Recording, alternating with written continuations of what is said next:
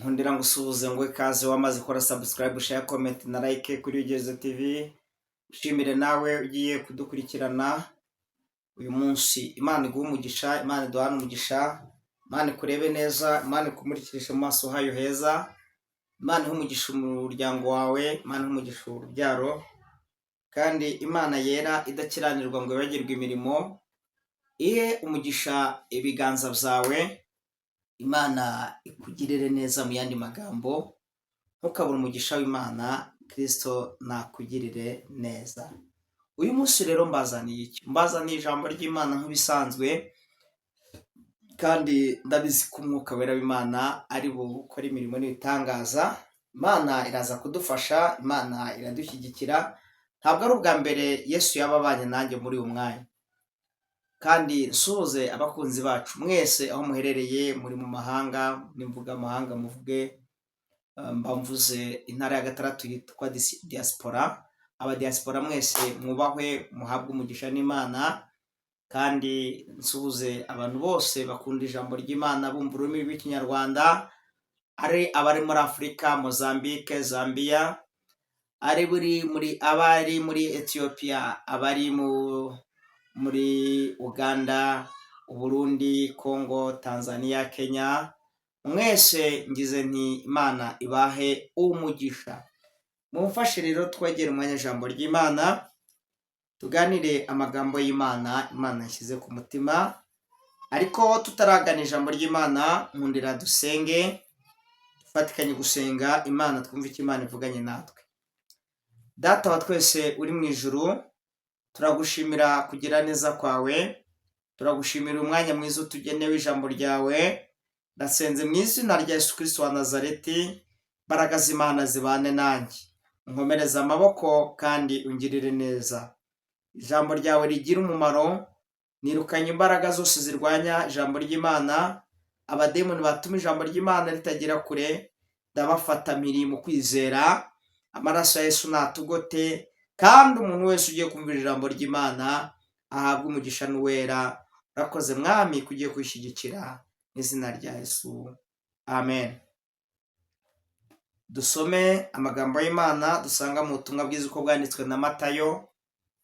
Amagambo y'Imana dusanga mu butumwa bwiza uko bwanditswe na Matayo, igice cya 25 umurongo wa 14. Haranditswe ngo bizaba nk'ibyo umuntu wari ugiye kuzindukira mu kindi gihugu, ahamagara abagaragu be abasigira ibintu bye, aho umwe itarani 5, undi amuha 2, undi amuha 1, uko umuntu ashoboye arazinduka.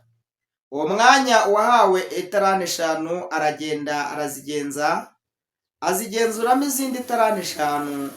N'uwahawe 2 abigenza atyo, agenzuramo izindi 2.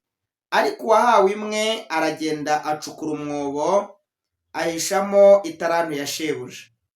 Maze iminsi myinshi isije, shebuja w'abo bagaragu araza, abarana nabo umubare w'ibyo yabasigiye. Uwahawe itarani 5 araza, azana izindi itarani 5, ati databuja wasigiye itarani 5, dore nazigenzuyemo izindi itarani 5. Shebuja aramubwira ati nuko mugaragu mwiza ukiranuka, wakiranutse muri bike, nzakwegurira byinshi, injira mu munezero wa shobuja.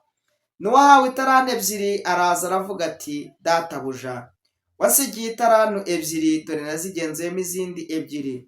Shebuja aramubwira ati nuko mugaragu mwiza ukiranuka, wakiranutse muri bike, nzakwegurira byinshi, injira mu munezero wa shobuja. N'uwahawe 1 araza aravuga ati databuja nari nzi yuko uri umunyamwaga, usarura ibyo utabibye, kuhunika ibyo utagusoye. Ndatinya, ndagenda mpisha itarano yawe mu butaka, dore ngiyo ibyawe urabifite. Ariko shebuja aramusubiza ati wa mugaragu mubi we, wa munyabute we, ko wari uzi ko nsarura aho ntabibye, mpunika ibyo ntagosoye. Itarano yanjye ntiwari ukwiriye kuyiha abagenza, nanjye naza ukayimana iyanjye n'inyungu yayo? Nuko nimumwake mugihe ufite itarani 10, kuko ufite wese azahabwa akarushirizwaho, ariko udafite azakwa n'icyo yari afite. Ni umugaragu ntacyo amaze, mumujugunye mu mwijima, niho bazarira bagahekenyera amenyo. Imana nidutabare. Nkundira dusome igitabo cya mbere cya Mose cyitwa Itangiriro, kimwe mu bitabo 5 Mose yanditse. Mose yanditse ibitabo 5 dukunda kwita Cinq Livres Pentateuque. Ibi bitabo byanditswe na Mose, hari icyo bita Itangiriro, Kuva, Kubara, Abalewi ndetse no Gutegeka kwa kabiri. Reka dusome rero iki cya Mose cyitwa Itangiriro kimwe, aho yatangiriye yandika. Itangiriro 15 umurongo waho wa 7. Turaza kumanuka tugere aho Umwami Yesu ashima ko tugeza, hanyuma tuvuge icyo Imana dushyize ku mutima. Itangiriro igice cya 15 umurongo wa 7 haranditse ngo, aramubwira ati, nijye Uwiteka wakuvanye muri Uriya Abakaludaya kugira ngo nzakurage iki gihugu. Aramubaza ati, Mwami Uwiteka, icyamenyesha yuko nzakiragwa n'iki? Aramusubiza ati, enda iriza y'inka imaze imyaka 3 ivutse, n'ibuguma y'ihene imaze imyaka 3, n'imfizi y'intama imaze imyaka 3, n'intungura imwe, n'icyana cy'inuma. Maze yenda ibyo byose abicamo kabiri, arabyerekeranya, keretse za nyoni nizo atagabanije. Inkongoro zagwaga ku mirambo, Aburahamu akazigurutsa. 12.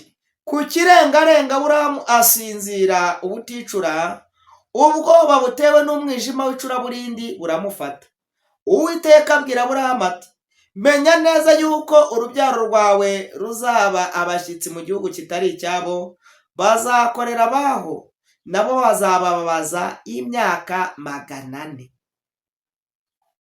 Nabo bazababaza imyaka 400. Mumundire tuganire aya magambo, ariko hari agakorasi kajya kandyohera kavuga ngo Mana yanjye ntusige. Ni korasi najyaga ntera nkiri segonderi, ariko ubu sinyikunze kuyumva. Segonderi twarayiteraga tukumva turaryohewe cyane. Wenda abantu twiganye murayibuka iyo umuriro wagendaga twakoraga uruziga hanze, tukajya hanze tukayitera ivuga ngo Mana yanjye ntusige. Nufata ukuboko Mana, kuko usize jyenyine nagwa, ariko Mana yanjye ntusige. Mana yanjye ntusige, ngwino mfate ukuboko, kuko usize jyenyine nagwa. Mana yanjye ntusige, Mana yanjye ntusige, muri ibi bihe Mwami ngwino mfate ukuboko, kuko usize jyenyine nagwa. Mana yanjye ntudusige, Mana yacu, Mana yanjye ntusige, ngwino mfate ukuboko,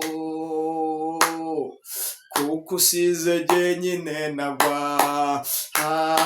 Mana yanjye ntusige, ntusige itorero Mwami, Mana yanjye ntudusige, ngwino Mwami, ngwino mfate ukuboko, kuko usize jyenyine nagwa. Mana yanjye ntusige, nyemerera ngendane nawe. Mana yanjye nyemerera ngendane nawe, muri iyi minsi nyemerera ngendane nawe, uyu munsi nyemerera ngendane nawe, iyi minsi nyemerera ngendane nawe. Mana yanjye nyemerera ngendane nawe, ayiwe nyemerera ngendane nawe, haleluya nyemerera ngendane nawe. Mana we nyemerera ngendane nawe, ayiwe nyemerera ngendane na, uyu mwaka nyemerera ngendane na, uku kwezi nyemerera ngendane, ibihe byose nyemerera ngendane nawe, mu bikomeye nyemerera ngendane. Haleluya nyemerera tugendane nawe Mwami we, nyemerera ngendane na, abakunzi babigire herezo Mwami we, nyemerera tugendane nawe. haleluya. Imana itubabarire ntidusige izi dufata amaboko, kuko iramutse itadufashe twagwa vuba vuba. Ariko Imana ntidusige, Imana ntidusige, ntidutererane. Ibihe birakomeye. Ibi ndabivuga mfite ubwoba, kubera ko abitwaga intwari barananiwe, abitwaga abakomeye, abari abantu b'ibitangarirwa, ari abantu bafite impano z'Imana barananiwe, baracogoye. Abari bafite impano zikomeye z'Imana, iby'Imana barabirambitse, bamwe barabitse umurimo w'Imana barawirengagije. Abari abantu twareberagaho urugero, bamwe bamaze kugwa byararangiye, ari abahanzi bakomeye. Ubu kera mu bihe byashize njyewe nakijwe 2004, none nakirese umwami n'umukiza, kandi kuva icyo gihe hari abantu twakirijwe rimwe. Ariko ndashimira Imana ko tugikanyakanya twebwe, abandi babivuyemo. Hari abantu bafite abagore nka 3 bamaze gushaka abandi bagore, ibintu by'Imana barabireka, abandi basubira mu nzoga, abandi bajya mu bapfumu. Ariko twebwe turashimira Imana. Mu bintu ushimira Imana nuko nkiri umukirisitu. Nyamara Yesu yarakoze, ndacyari umukirisitu.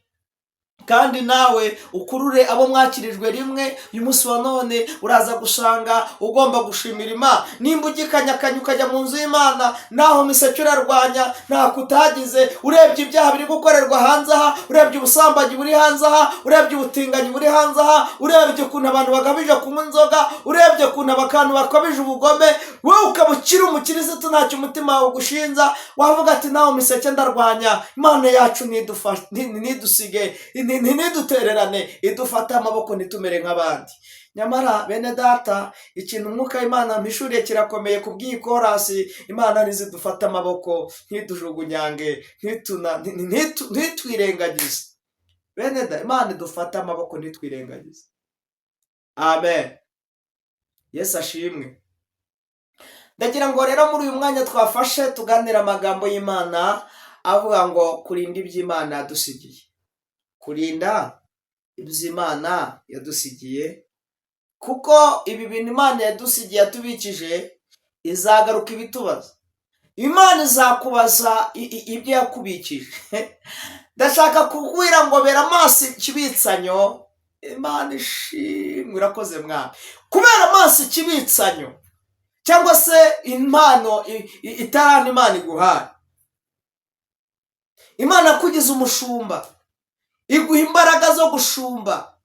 Ariko abushumbye Imana izabakubaza, wowe pastor, wowe mushumba, wowe representative, wowe bishop, wowe archdeacon, wowe padiri, wowe muntu uyoboye, Monsenyeri. Bavuga ngo musenyeri, ariko ngo ni Monsenyeri. Abenshi niko bavuga ngo ni Monsenyeri. Monsenyeri ni Imana yawe, ariko undi ni Monsenyeri. Imana izababaza mwebwe muri mu nshingano zigendanye n'iyobokamana. Izababaza izi mpano cyangwa se iki kibitsanya Imana ibahaye cyo kugira ngo umukumbi w'Imana muzawugezaho Imana ishaka ko muwugeza. Izababaza uko mwaragiye intama z'Imana. Ndabizi neza izagaruka, izababaza.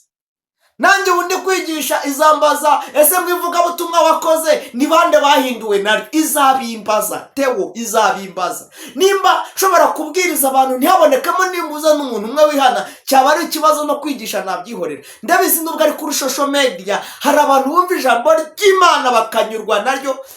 Mperutse kwigisha ahantu hamwe, umuntu aravuga ati ni ukuri yari umusaza kuva muri 89 ariko nakijijwe, sinari bwumva ijambo twigishije. Icyo gihe nandi kwigisha amagambo akomeye avuga ngo Imana turinde kumera nk'abana. Amagambo ari mu Balewi igice cya 20 murongo wa 22, amagambo avuga ngo Abisirayeli bakwiriye kwitandukanya n'abandi kubabera. Nabigishije ikintu cyitwa kwera kw'Imana. Bene data, birakwiye ko tutunga Imana ariko tugatunga no kwera kwayo. Ntabwo gutunga Imana ari kwitunga ku munwa, oya. Ntabwo kuvuga Imana ku munwa bihagije. Birakwiye kuvuga Imana ukwivuga kenshi ikaza igatura no mu mutima wawe.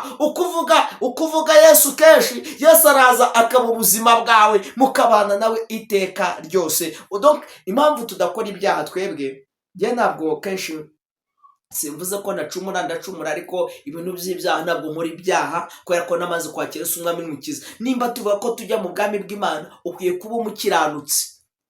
Imana izamfashe nzabigisha umukiranutsi. Amen. Ukwiye kuba umukiranutsi. Umukiranutsi ni muntu ki? Ni umuntu uba mu buzima budakora ibyaha. Gucumura, ibicumuro rero n'icyaha kiratandukanye. Ibicumuro n'ibyaha biratandukanye. Ushobora gucumura ukareba nawe ukaba uracumura, ariko ibyitwa ibyaha ni ibiki? Ni ugukora iby'Imana idashaka, ni ugukora donc ukabikora kandi wabigambiriye. Kwa padiri tukiriyo, hari isengesho wanga umuntu acumura ati, icyo bita nimba arambibukira sinkibyibuka, ngo umuntu acumura ati, ngo umuntu acumura akora ibyaha abizi kandi abishaka. Nibwo biriya bintu ukoze ubizi wanabiteguye. Nimba ugiye gusambana ukabitegura ukavuga ati ndashora amafaranga kuri uriya mukobwa turyamane, iki ni ikintu cyitwa icyaha uba ukoze gikomeye, wagishoyeho n'ibiguzi. Ariko ibicumuro ni ikintu kiri par hasard, ce que tu fais par hasard. Par hasard ni iki? Ibintu bitunguranye. Hari ukuntu umuntu abeshya ariko atabigambiriye, ukaba ukoze icyo bita igicumuro acuma. Ariko sindi kuvashyigikira muri ibyo byose. Ibyo byose ni ibyaha. Bene data mukwiye gukizwa ku gato na kanini, yaba ibyo bicumuro n'ibyo byaha byose tukabyirinda. Rero cyaba ari ikibazo ndi kubwiriza abantu, nanjye ubwanjye narakizwa. Bashumba, abakozi b'Imana, baririmbyi, muririmbe ibyo muririmba, ariko ubwanyu mwana amaze guhindurwa n'izo ndirimbo muririmba. Niko tushobora kumbwira ngo uri umuririmbyi ariko indirimbo uririmba ubwawe zitaraguhinduye, uri gutanga ubutumwa bupfuye, uri kwigisha abandi ibyo udakora wowe, ubwo butumwa burapfuye. Rero ndashaka kuvuga iki? Ndashaka kuvuga ngo aleluya, kurinda ikibitsanyo cyangwa se impano Imana aguhaye ukayibera amaso, kuko Kristo azakubaza icyo yaguhaye, ntabwo azakubaza icyo ataguhaye. Kristo nagaruka azakubaza impano yaguhaye, wazikoresheje ute? Ese abo wazibwiye zabamariye iki?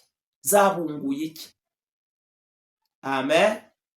Ese iki kintu Imana iguhaye guteretsemo kivuga butumwa, cyangwa se izi Imana iguhaye zitwa administration, kuba umuyobozi runaka, une autorité quelconque, umuyobozi runaka, quelqu'un ou quelqu'une, donc umuntu runaka, yaba umugabo cyangwa umugore, izi Imana yaguhaye uri kuzikoresha ute? Ntabwo uri gushaka indabo, ko twabonye abantu bakoreye Imana ariko bafite izindi nyungu. Twabonye abantu bashumbye umurimo ariko bakakora umurimo w'ubushumba ariko bafite izindi nyungu runaka, bafite ibyo bagambiriye. Inama bakanazibaza ibidashoboka, zikamera zikabitanga, ariko zo ntizigire icyo bita income ituruka muri bya bindi zakoze. Twabonye abashumba batse abantu amaturo, ariko ya maturo batse abakristo baratuye, ariko amaturo babatse ntabwo agize umumaro kuri ba banyetorero.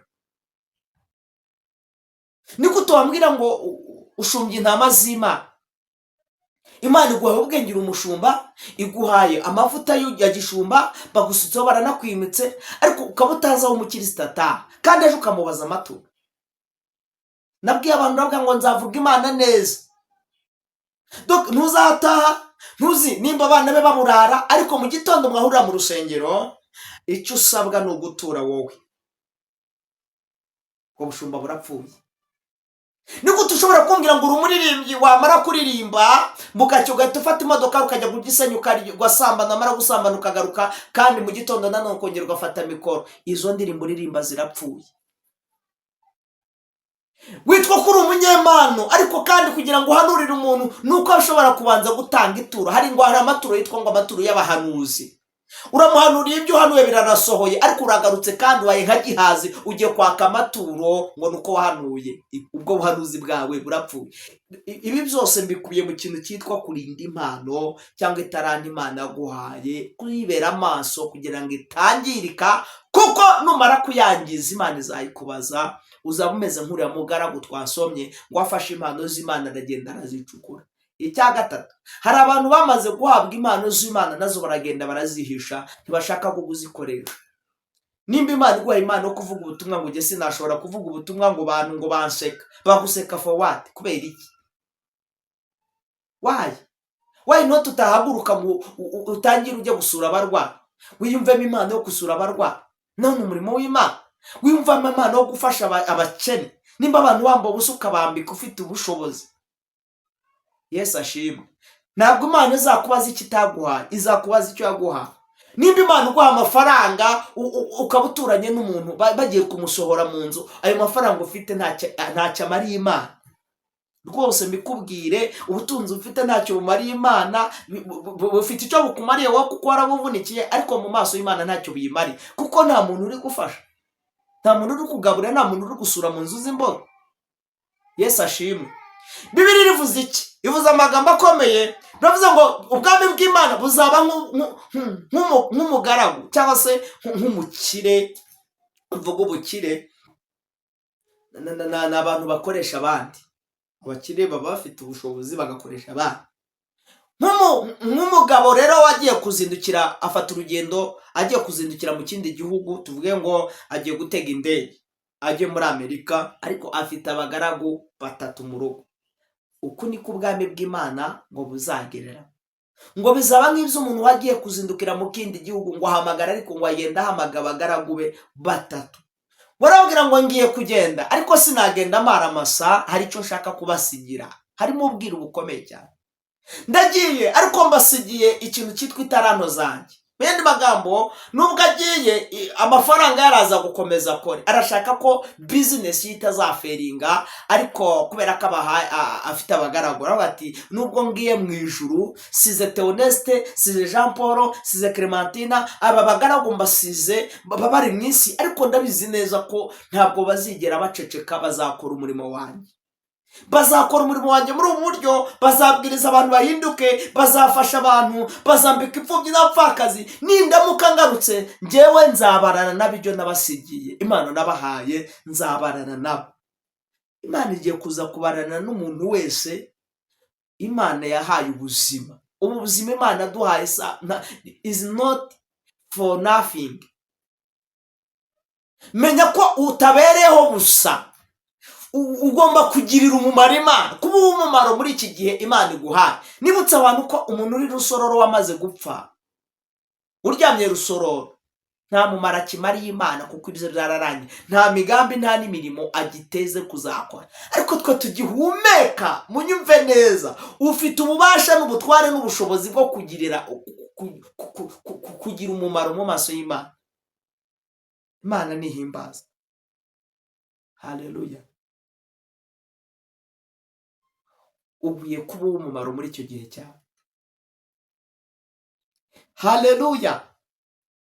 Ngo uyu mugaragu rero, ngo uyu mugabo ngo arangije ngo abasigira ibintu bye, arababwira ngo rero ndagiye, ariko nzabarana nawe.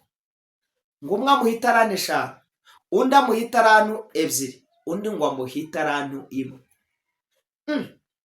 Wahawe itaranto 5 aratekereza, yaguka cyane mu bitekerezo. Birakwiye ko tuba mu buzima bwo kwaguka mu bitekerezo. Bati ko databuja amaye itaranto 5, ngende wenda amaye miliyoni 5, izi miliyoni 5 nza kuzibyinira, nza kwirirwa nzitemberamo, nanjye se wajya kuryoshya nk'abandi. Aravuga atoya, ndabizi ko databuja nagaruka akasanga za taranto yamaye, ya mafaranga asigiye yarangiritse, azangita ikigwara. Ahita akora ikintu gikomeye, ngo ahita atangira gupanga botike. Aracuruza, botike irazamuka, iva kuri miliyoni 5, 6, 7, 8, 9, ziba 10. Aravuga ati ubwo databuja rero yasigiye miliyoni 5, nkaba nungutse izindi 5, ubu ndabizi naramuka agarutse ashobora kuzashima, kandi niyo atashima icyo mpfa nuko nakoze gusa. Abonye inyungu. N'uwahawe miliyoni 2, tuvuge miliyoni 2, ngo aragenda arafata za miliyoni 2, za taranto 2, ngo aragenda arazigenzura, ajya mu murimo w'Imana. Aragenda asura abarwayi, ariko amapeta azamuka. Aragenda afasha imfubyi, aragenda agaburira abashonje, aragenda akora umurimo w'Imana muri icyo gihe kiwe. Itaranto Imana imuhaye ngo arayikoresha neza, araririmba. Izi ndirimbo ari kuririmba zikiza abantu, ziragenda ziba ibitsika mu mutima mu bantu b'Imana. Abantu barahinduka kubw'izo ndirimbo. Impano z'Imana zikoresha neza. Ngo arangije ngo ahindura abantu benshi. Ngo arangije aratuza, wahaye 2 nazo arazimilitipuriya, arazikubamo izindi 2, azikubamo 4, zibenye. uwahawe 5 zabaye 10, uwahawe 2 zimaze kuba zingahe? Enye. Amen. Ariko ngo uwahawe itarani imwe, ngo arangije ngo afate ya tarani ya shebuja, ngo aragenda acukura umwobo ayihishamo. Aravuga ati databuja ndamuzi, ni umunyamwaga, ashobora guhunika ibyo atabibye. Amen. Akabika ibyo atagosoye, uriya ndamuzi. Afata itarano ya shebuja, ngo aragenda acukura umwobo arayihisha, ngo aratinya. Abatato azabaza, Yesu azabaza, baramuvuze kuva twavuka bavuga Yesu, ubusaze Yesu azaza rya. Dukomeze twinezeze, ibya Yesu azabaza. Ngo aragendenga gukorera Imana arayihisha. Nyamara ntabwo byari bikwiye ngo amusigira ibyo yamusigiye, yarakwiye kubigenzura akabibera amaso, ariko akabishakira n'urwunguko. Itarano wawe uri kwikoresha ute? Imana yaguhaye, impano yaguhaye uri kuzikoresha ute? Amen. Ngo aragenda arayihisha. Ngo buke kabiri shebuja aragaruka, ngo aramubwira, ngo barababwira bose uko ari batatu, arababwira ngo nimuze tubarane ibyo nabaha. Imana ije kubarana n'abantu bayo ibyo yabasigiye. Imana ishimwe, Imana ije kubarana n'abanyetorero, Imana ije kubarana n'abashumba ko mwacunze umurimo w'Imana. Imana ije kubarana n'abaririmbyi uko mwaririmbye Imana. Imana ije kubarana n'abavuga butumwa uko mwavuze ubutumwa. Imana ije kubarana na buri muntu wese uko yakoreye Imana. Imana ije kubarana n'abayobozi b'ibyumba uko bayoboye icyumba. Imana ije kubarana n'abantu bahawe amafaranga, Imana ikabaha umugisha w'amafaranga uko mwayakoresheje. Imana ije kubarana buri muntu wese icyo yamuhaye. Ije kubarana n'abantu. Imana ije kubarana. Bera amaso ikimenyetso kandi ukorere mu gihe cya. Warangije wahawe itaranisha nawe ati databuja nungutse ubundi bwenge, naragukoreye, ariko sinarekera gusura abarwayi. Nasuye abarwayi Kanombe, sanga bafite mituweli, mbatangira mituweli. Umwana yarabuze minerivare ndayitanga. Nagiye mukorera muri ubu buryo. Uyu muntu wamaye amafaranga ku buryo mfite ama etaje 5, ariko nabonye hari umuntu udafite aho kuba no kurya bigoranye, mwubakira inzu, mukorera stoke, muremera ubuzima. Shebuja aravuga ati ariko sikuru umugarago mwiza. Aramubwira ngo wakiranutse muri dukeya, ibyo warafite byari bike ariko wabinkoresherejemo neza. Injira mu munezero wa shobuja. Nohaye byiraraza. Aramubwira ati databuja wasigiye itarane 2, ntabwo zikiri 2 zabaye. Nakoze muri ubu buryo ubu none narazigenzu, dore ngizi, dore n'inyungu yazo zabaye. Shebuja aramwitegeza batari kuri umugaragu mwiza koko, wahawe itarane 2 none warazigenjeje, urazigenzura, urazizunguza ziva menye. Uri umugaragu mwiza, injira mu munezero wa shobuja. Ariko wahawe itarane 1 araza arabati databuja nari nzi kuri umugaragu uri databuja nyine mubi, uraho ushobora gutunga ibyo utigeze uvunikira, usarura aho utabibye, uhunika ibyo utagosoye. Itarano yawe ndagenda ndatinya ndayihisha, ariko nkimara kumenya ko waje, dore ngiyi nayezanye, fata ibyawe, akira ngiki kitarano cyawe, n'ubundi ntacyo kimaze, akira. Shebuja aratekereza atabata ari kuri umugaragu mubi koko, wa munyamwaga wa mugaragu mubi ari wowe, ko wari uzi ko sarura ibyo ntabibye, nkawunika ibyo ntagosoye. Niki cyatumye itarano yanjye utayigenzuramo izindi? Cyangwa se ngo iyo abari bafite izindi ngo bayigenze nabo bazamurwunguko? Ahita atanga itegeko. Iri tegeko rirakomeye, bati uyu mugaragu ni mubi, ni mumufate, mumubambire, mumujugunye hanze mu mwijima, niho bazaririra bagahekenya amenyo. Rero nimubere maso itarano Imana basigiye. Kandi n'aba bana Imana yaduhaye, uru rubyaro ni itarano Imana yaduhaye. Aba bana mubabere maso. Mama ubere maso abana bawe, papa aba bana bawe. Umuryango Imana yaguhaye izawukubaza, ese uyu muryango uri kuwitaho ute?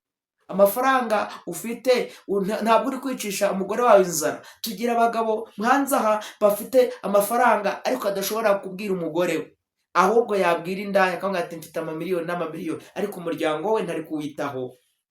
Umwana we ari kwirirwa asabiriza, ariko afite amafaranga yo guhonga abagore n'indaya n'abandi batandukanye.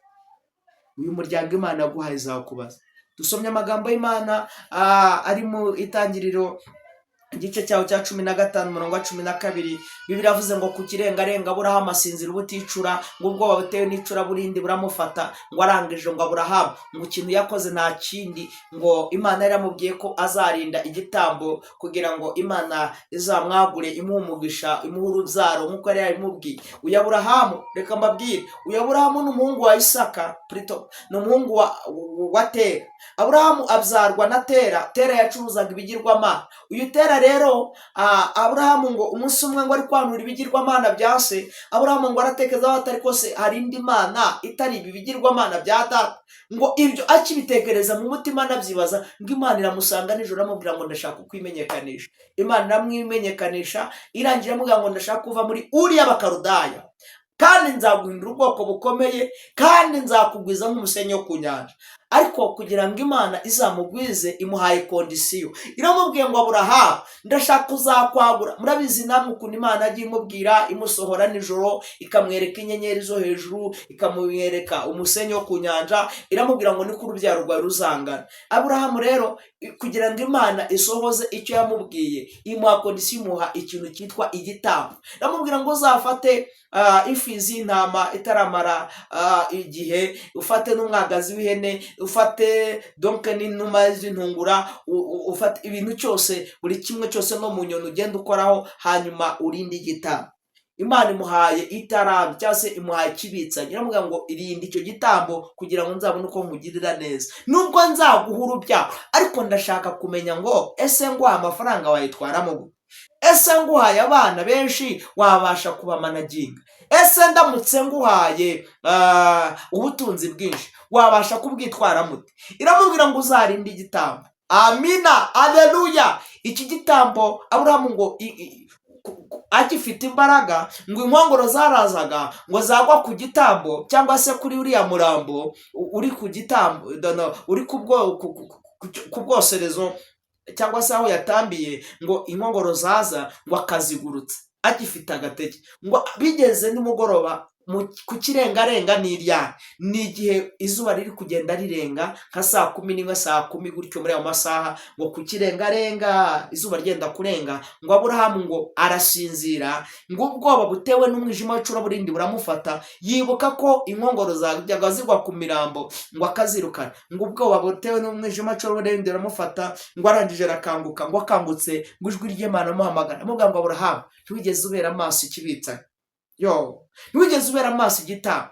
Noneho rero ikintu ngiye kugukorera nta kintu, ntabwo nzakuraho isezerano nasezeranye nawe. Munyumve neza, haleluya. Ariko nubwo mbivuze, ubwoko bwawe nzabuhindura abantu bakomeye, ariko bazabanza bababare. Bazaba mu gihugu kitari icyabo imyaka 400. Abo muri icyo gihugu nabo bazababaza imyaka 400. Mu yandi magambo, aba bari Abisirayeli. Ese ubwoko bwa Isirayeli ni aba Bisirayeli? Nimvuga Abisirayeli ntabwo ari bano bantu bo mu gihugu cya Isirayeli, oya.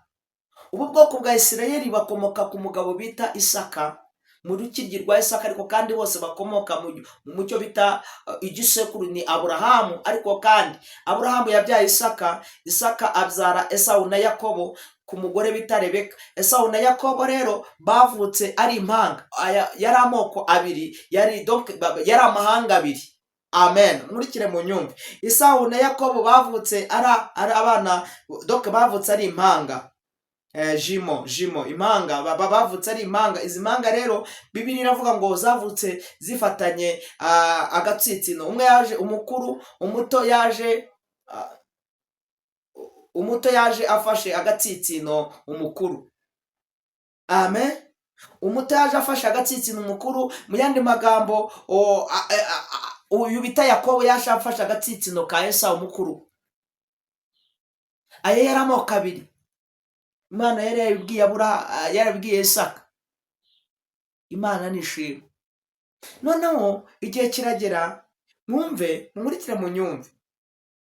Uyu Yakobo we yabanaga na nyina Rebeka, donc akamufasha uturimo two mu rugo, ariko Esawu we yari umuhigi.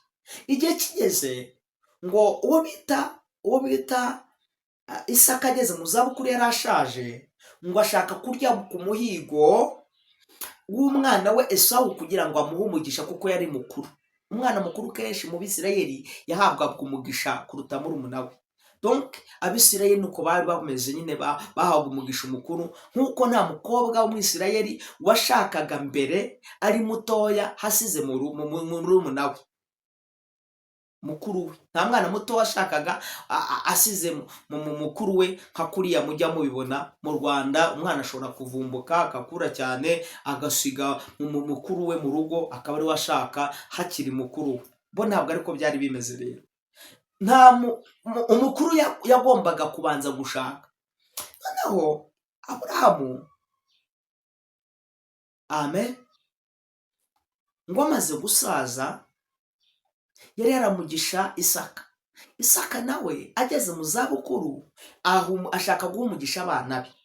Ahamagaza Esawu na Yakobo, aravuga ati mwihute munshakire plutôt yahamagaje Esawu, aravuga ati irukanka unshakire umuhigo uze nguhe umugisha. Mama Rebeka, mama w'aba bana ari we Rebeka, ahita abyumva ari mu murere, ahita abwira Yakobo ati ndashaka ko turiganya umugisha sha, uyu mugisha ntugucike. Irukanka ubaga umwana w'ihene w'umwagazi. Umwagazi ni agahene katarakomera cyane, kataragira inyama zikomeye, kakiri gatoya nyine, kagasekurume keza kageze mu gihe cyo kuribwa nyine, katarakomera. Umwagazi w'ihene nurangiza uzubage, hanyuma ufate, amwigisha amayeri yo kunyanganya. Tugira abakristo b'abanyamanyanga benshi bazi kunyanganya, bakarya ibyabo bakarya n'iby'Imana. Ntashobora gutanga icya 10 n'amaturo, akorera miliyoni ariko ntashobora gufataho 100,000 ngo abiture Imana. Donc zose arabyirira, donc aranyanganya Imana, nta maturo nta cya 10. Mu yandi magambo, uko agenda anyanganya Imana irabyihorera igaceceka, ati nzakwereka ndi Uwiteka. Hari igihe Imana izaza ifate ibyo abantu bagiye banyanga. Ubu tugira abantu batunze ibintu bitari ibyabo, yes, bafite amafaranga atari ayabo, banyanganije, bafite ubutunzi butari ubwabo, ariko Imana nubwo ibyihoreye izaza amanyanga abantu bagiye bakora izayashyira ku karubanda. Mumurikire mu nyumve, aleluya. Ngo Yakobo ngo arangije yikiyo hene, ngo yiyambika uruhu. Amaze kuyambika uruhu, ngo arangije ngo afata umuhigo, nyina yamaze kukaranga ya hene, ngo arangije ngo aramubwira ngo shyira papa wawe. Aramushyira, ashyiriye muzehe ngo aranyumwe ati ariko se koko uyu muhigo ubonye ute? Kandi nari mbizi neza ko kuza kuwubona bikugora, ubonye ute? Aramubwira, Yakobo ahita yirukana cyane, abwira muzehe Isaka, aramubwira ati papa, Imana yawe yanshoboje kubona umuhigo vuba kugira ngo umumugishe. Barangije aranyanganya, ngo mare kunyanganya, ngo aragenda, aramubwira ati okay, ngaho nzanira njye ku muhigo wawe, ariko mbere uko nkuryaho igira hino numve ko uri Esawu koko. Ngo aramukorakora, ngo akora ku bikonjo bye no ku mubiri we, ngo yumva ngo ubwoya, kuko Esawu ngo yari umuhigi, yari afite ubwoya bwinshi, yari cyoya mu yandi magambo. Ngo amukozeho yumva koko, ngo ariko ngo amukoze, ngo yumva ngo ni ku bikonjo, ngo yumva ngo ni Esawu. Ngo ariko yakumva ijwi. Imana nishimwe, Imana izarobanura nk'uko umwungeri arobanura intama mu ihene. Ijwi, arababwira ngo ko numva ijwi ari Yakobo, ariko ku bikonjo nkumva n'Esawu. Esawu, donc ku bikonjo n'Esawu, ariko ijwi ndi kumva ni irya Yakobo. Ntabwo ndi Yakobo, oya ndi Esawu. Ngo arangije ngo ararya, amaze kurya amuha umugisha, amuhesha umugisha. Ngo Esawu ngo agaruka asanga umugisha nta mugisha n'uyu yasigaranye, ahubwo hasigaye imivumo. Birangira gutyo. Buke kabiri, Yakobo ngo ajya gushaka umugore, ngo ajya gushaka kwa Labani, ngo kwa sebukwe Labani ajya gutendero bita Rasheli. Rasheli ngo ari umukobwa mwiza cyane, ariko yari muto kuri Leya. Bari abakobwa ba Labani. Labani ngo arangije akora ikintu gikomeye, ariko byari mu mugambi w'Imana kugira ngo Imana yamwereke ko yereke Yakobo ko nawe yanyanganyije.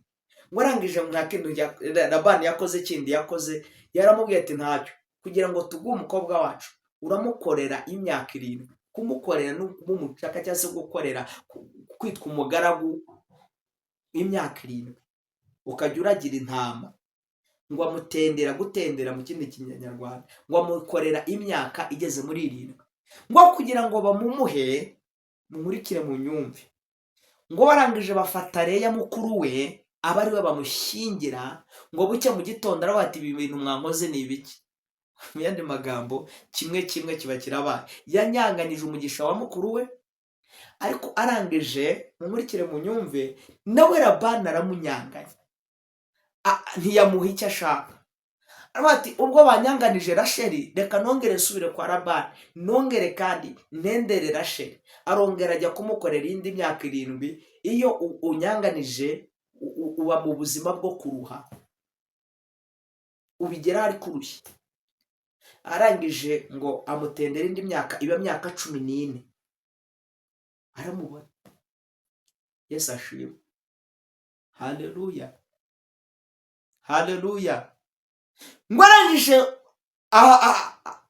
Yakobo ageze igihe kimwe, ngo aribaza ngo ariko ibi bintu nakoze ko numva nta mugisha nzabona. Ibyo akoze hakazamo umuvumo uvanze n'umugisha. Yaragira ihene za Labani, zimwe zikabyara ibihugu, izindi zikabyara urwirungu, zikagenda zibyara, ariko nta mugisha ubirimo, kuko yarariganije. Vuga ati ariko ndashaka umugisha. Ngo afata abagaragu be barambuka ngo umugezi. Ngo amaze kwambuka, bari kwambuka bagenda, ngo abagaragu baravuga ati nimusubireyo ndasigara ahangaha. Amen. Ngo Aburahamu ngo plutôt Yakobo ngo afata ibuye araryisegura. Ngo amaze gufata ibuye aryiseguye, ngo bigeze nijoro mu museke, ngo marayika aramusanga. Ngo amaze gusanga marayika amaze kumusanga, aramubaza ngo urinde. Aramubwira ngo ngende umugabo wita Yakobo, ariko sinkure kurutampaye umugisha. Kuko icyitwaga umugisha cye cyari kirimo umuvumo, nubwo yari yawubonye ariko wari urimo umuvumo kuko yari yawuriganije. Aravuga ngo ntabwo nkure kurutampaye umugisha, aka kazi nakabonye maze gutanga ruswa y'igitsina. Nubwo mpambwa amafaranga, ariko ni amafaranga y'umuvumo kuko narasambanye bamama akazi, naribye mbona amafaranga. Emwe nakoze ibyangwa n'amaso, nagiye mu bapfumu, ibyo bambwiye nibyo ndi gukoresha, ndi gucururiza ku biti. Ibi byose ni igisa n'umugisha, ariko umugisha nyawo n'umugisha utarimo ibyaha. Yakobo aravuga ati ndashaka gutunga umugisha utarimo umuvumo. Ngo arangije akora ikintu gikomeye, akirana na marayika. Ngo umuseke wenda gutambika, marayika ngo akora ku mutsi wo kunyonga y'itako rye. Ngo ariko ngo ntibyakunda, baramubwira ngo ndekura wa mugabo we, nigendere burake. Aravuga ati ntabwo ndi bukure kure utampaye umugisha. Aramubwira ati ariko wa mugabo urinde ubu? Aramubwira ati ndi Yakobo. Aramubwira ati ko kuri Yakobo umuriganya, wariganije Imana n'abantu, ariko uyu munsi Imana ishimwe. Yakobo we uri Yakobo umuriganya. Yakobo bisobanura umuriganya, ariko ntuzongera kwitwa Yakobo ukundi, ahubwo uhinduriwe izina. Imana ishimwe, Imana guhindurira izina. Ngo ahita amwita Isirayeli. Naha rero Isirayeli ryakomotse, ahita amuhindura ubwoko bw'Imana. Yakobo, haleluya. Yakobo yabyaye abana 12 kuri aba bagore bombi.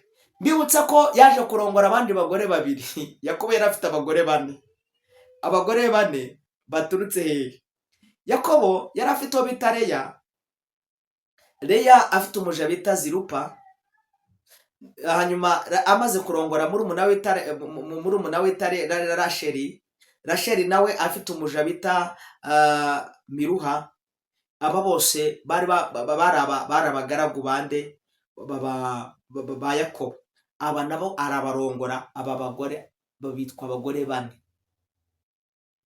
Zirupa umuja na Miruha, bose abagira abagore, atunga abagore bane, ngo babyara abana. Rero bose ababyaraho abana 12. Harimo agakobwa kitwa Dina. Aka kana kitwa Dina k'agakobwa kamwe. Mbibutse ko murikire mu nyumva kugira ngo dusoze. Uyu mugore bita Rasheli yabyaye abana babiri, uwo bita Yosefu na Benjamini. Hanyuma uyu Yosefu niwe waje kuba premier ministre muri Egiputa. Ryasezerano, mwumve neza, Aburahamu kuko atarinze igitambo, zaze kurangira abana 12 bakomotse kuri Aburahamu. Munkurikire murumva n'abuzukuruza, kuko abuzukuru baba Isaka n'aba bana 12 babaturutse kwa Yakobo. Munkurikire mu nyumve, ahubwo barabuzukuruza ba Aburahamu. Aba bana 12 ngo baza kugenda bagiye guhaha, kuko inzara yari imaze gutera muri Egiputa. Bahasanga uyu mwana munkurikire mu nyumve bita Yosefu, kandi Yosefu yagurishijwe n'abone babo, bamugurisha ibiceri 30, bamugurisha n'Abayishimayeli, ajya kuba muri Egiputa. Ngo bageze muri Egiputa, ngo aba premier ministre kubera umugambi w'Imana. Biza kurangira rero bana 12 bagiye guhaha, byaje kurangira babaye bacakara mu gihugu cya Egiputa. Ariko munkurikire mu nyumve, babaye ubwoko bw'Imana, baba bacakara imyaka 400. Abanyegiputa barabababaza, haza kuvukwa umucunguzi bita Mose. Soreza aha mbabwira ijambo rikomeye. Ibi byose mvuze ni umuruhu utewe no kutarinda igitambo no kutabera amaso icyo Imana yakubikije. Bera amaso cyangwa rinda icyo Imana yagusigiye, kuko hari ingaruka zizaterwa no kutarinda icyo Imana yaguhaye. Imana ikurinde kandi Imana iguhe umugisha. Turagushimiye kubwira ijambo, nirakomeye ariko kuryumva nabyo byakoroha, kuko Umwuka Wera n'icyamara niwe udusobanurira. Turagushimira ko abantu bawe bagiye kumva ijambo ryawe, bagiye gusobanukirwa n'icyo uvuze. Dukomereza amaboko, imbabazi zawe zibe kuri twe, mu izina rya Yesu, amen. Muhabwe umugisha n'Imana. Musabe utarakora subscribe, share, comment na like, please do it. Bikore. God bless you. Imana iguhe umugisha. I love you so much. Ndabakunda cyane. Amen.